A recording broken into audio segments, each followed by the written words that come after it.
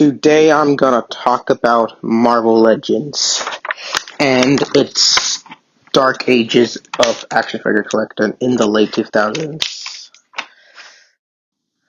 So it was 2006. Toy Biz had filed bankruptcy after their last Marvel Legends that were 3-packs, like Daredevil, etc. They have to sell the license to Hasbro. Hasbro being the one who makes who makes the Transformers, G.I. Joe, and Jurassic Park figures at the time. So when Toy Biz gave up the Marvel license, that Marvel Enterprises was formed, and Hasbro bought the license and bought the Marvel Legends license to like a lot of money for them. And here we are. It was in 2007 when the Legends line actually returned. But this time, the scopes were horrible on these guys. And like, just look at that. As Hasbro handled the Marvel license, the Marvel Legends figures look super horrible and ugly. Like they um look like a piece of shit. And which makes the DC Universe Classics line look like a better action figure line. But on Hasbro's versions of the Marvel Legends line, they look pretty ugly. Let's talk about the waves for examples like that. The first wave of Hasbro's Marvel Legends in the late 2000s is the Annihilation Build-A-Figure set. And this set was the beginning of the dark ages of Marvel Legends in the late 2000s and the early 2010s. These figures are pretty ugly and hard to find. These figures have articulation that is limited, from unlike Toy Biz super articulated Marvel Legends line from the 2000s. The line was so bad that it had horrible scopes, paint, and details, and the articulation was super bad as well, unlike Toy Biz's Marvel Legends. And Hasbro's Marvel Legends is actually the complete opposite of that. Give them worse articulation and detail, and look at that Hercules, it looks horrible. And the face scope looks like a Disney character from the Renaissance era. And now, moving away from it, we're going to talk about the figures.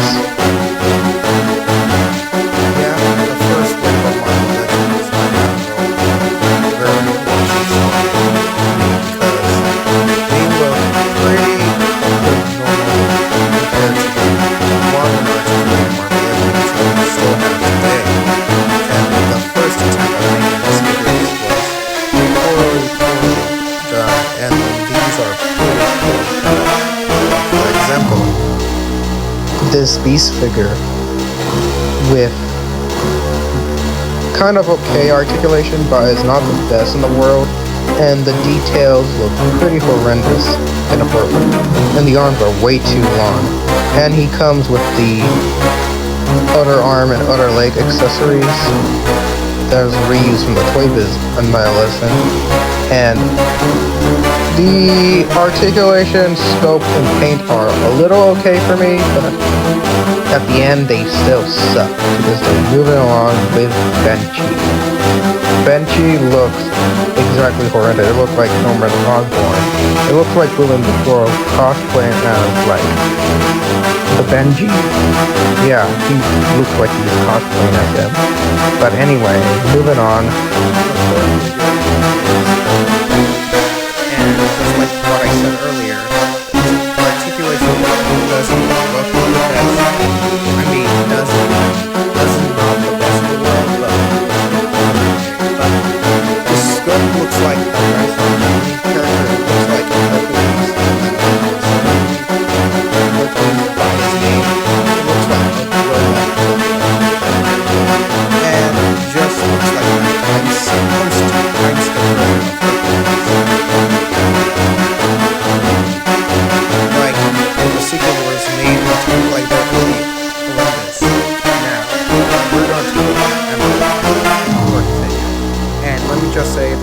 head sculpt looks super ugly and horrifying. I mean, Jesus Christ, look at that.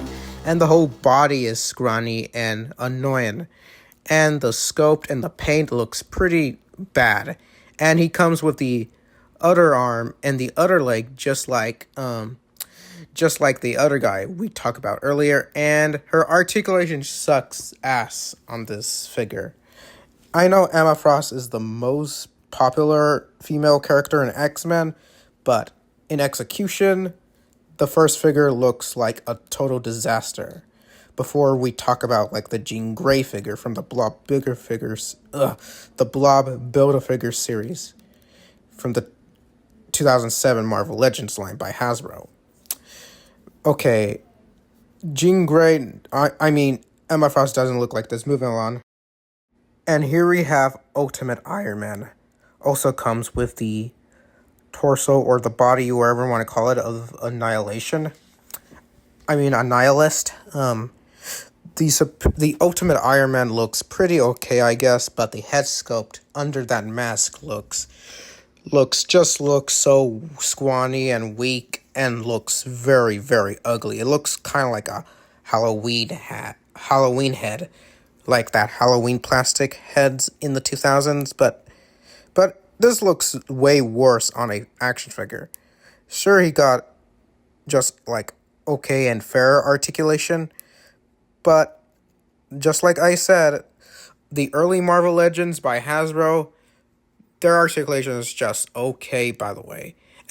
And also, by the way, he comes with the body or the torso of a nihilist. And from that Toy Biz reused, they actually made it lighter. Moving on, we're going to have the Battle Hulk. I mean Planet Hulk, I'm sorry. I just like the Hulk. And this is the Hulk, the last figure of Wave 1. And he comes with the head and this mask thingy from the Toy Biz one. They actually repainted it and made it more lighter and retooled it as like a Build-A-Figure. So yeah, not retooled or anything, just a reuse. And the Hulk sculpt looks okay, I guess, but at the same time, just like the others, their articulation is not bad. I mean, it's bad and okay, but this Hulk figure, it looks like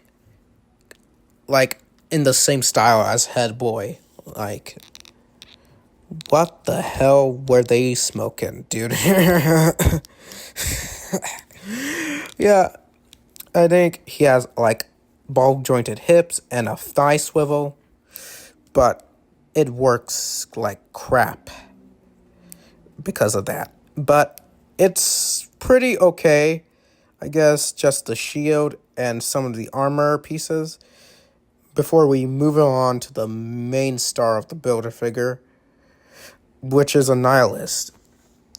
Here's the Annihilist Build-A-Figure, like I said before, but this is actually a reuse from the Toy Biz Annihilist, but a Build-A-Figure this time. And this paint job has the purple parts a bit more lighter, unlike the Toy Biz one, which is a lot more darker.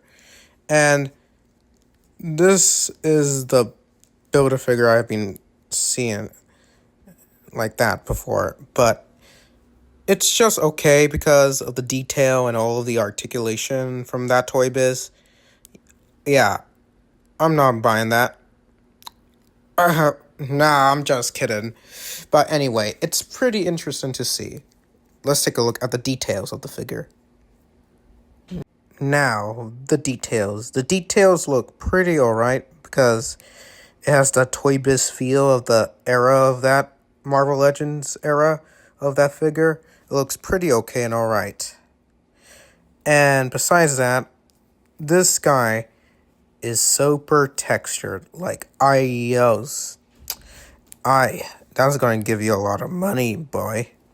But the articulation is actually the same as the Toy Biz one, but except the skin and the purple, the lime green and purple actually be just braided pink. Unlike the Toy Biz one, which is like a darker purple. But on this one, it's kind of like more of a magenta, pinkish color. Yeah, I think this is the other one, by the way. And comparing the two, you can see the differences between them. You can see that the Toy Biz one, the skin is a lot more darker, and the purple, this is the magenta style purple, and the legs are more darker. Comparing to the Hasbro one, it's a lot lighter, by the way, but since it's a reuse of the Toy Biz one, it doesn't make it out, and does not make sense at all. Hasbro's Marvel Legends, probably the early days of the Hasbro Marvel Legends line, with the scopes being reused from the Toy Biz days, and their own scopes with their figures look pretty horrible. They look like Happy Meal toys instead of figures, by the way. And they look pretty like that, and especially the second wave with the first and second wave with the horrible scopes and detail. And because of that, it's pretty worthless for this line of its like the late 2000s, like the dark ages of collecting action figures at that time, with the Marvel Legends line, with all these endless 2-packs, and the Wolverine figures, and the horror. And speaking of the Wolverine figures are like the worst in my opinion, and because of that, just with endless 2-packs, which don't make enough sense. Because of that, yeah. And Wave 2 is actually the worst, just like Wave 1. Yeah, and Wave 4 with the Fantastic Four wave to promote like the Fantastic Four Rise of the Silver Surfer movie. And as Marvel Legends started to improve with their figures, because in the later years, like in the 2010s, but in 2009, Hasbro ended the Marvel Legends line super truly.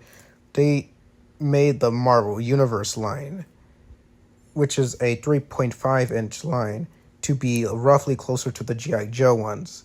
And they made a toy line for X-Men Origins Wolverine, with all of the characters strictly comic-based, and all of the others are just like from the movie designs, I guess. Because as in like 2012, when the Marvel Legends line truly went, truly returned in the 2010s, it was a huge win for collectors. Because of that, and all of their figures starting to improve with better scopes and better detail. And Hasbro was learning from Toy Biz. But when import figures started to beat Hasbro, it just went downhill again. And Hasbro, with the Marvel Legends lines, trying to improve with all of the articulation and detail they could put into. They have already made like own 6-inch lines like the G.I. Joe Classified series, the Lightning Collection, and the failed revival of their starting lineup line. Yeah, I guess so. But Hasbro of O Toys decided to return the line in 2012 because the fans actually wanted the line to be back, because the line ended in 2009, I guess. But they returned in 2012, and it continues to this day, but we will never sure about the dark ages of this Hasbro Marvel Legends line of the late 2000s.